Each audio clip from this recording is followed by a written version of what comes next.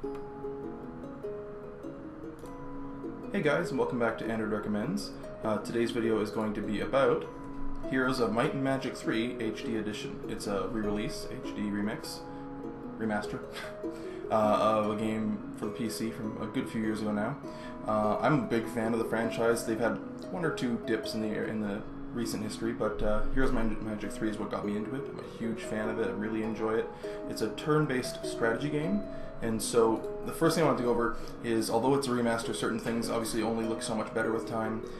So the opening cinematic and the graphics using it are good, but they're by no means bad. But they do look a bit dated, and you'll see that in the picture here.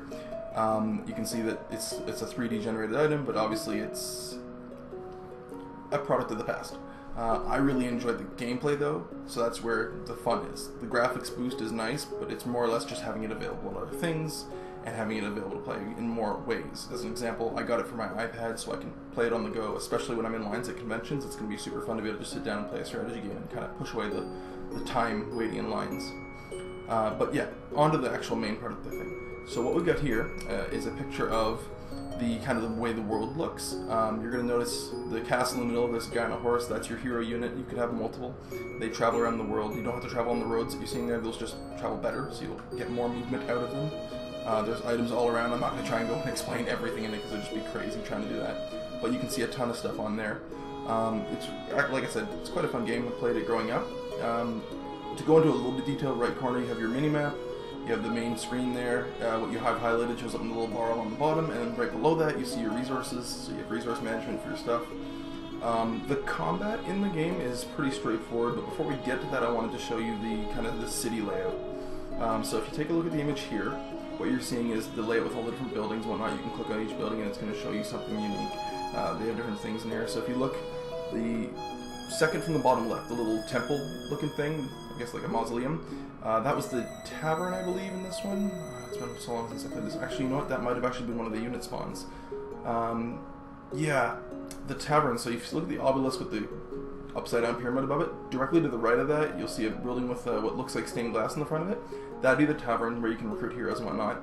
And then there were all the buildings for recruiting your units. There was new buildings that would allow you to get other things like spells and whatnot. And it was really fun. This is a picture of the Necropolis, which is the undead character set, the race or whatever you want to call it.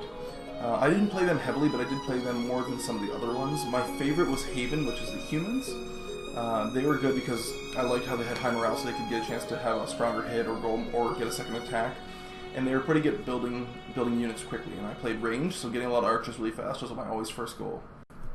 So if you look at the image here, this is a standard battle. We've got mostly Haven creatures on the right for blue team, and Necropolis characters on the left for red team. It's blue team's go, and the angel is the person going right now. So if you look at the little box there beside him, that says that there's two characters in that stack, so there's two angels. So if the angel would normally do 10 to 20 damage, when it makes an attack, because there are two in that stack, it'll do 20 to 40 damage. So that's how that works. The highlighted hexagons, the ones that have the black fade into them, that is the movement spaces that the angel can move. So it can go to any one of those spaces. Different creatures have different movement distances. That's a real simple explanation of how the battles work in this, but it's pretty straightforward. So that was a very quick description and recommendation of the game. I really like it, so if you like this kind of game, turn-based strategies, I very much recommend it.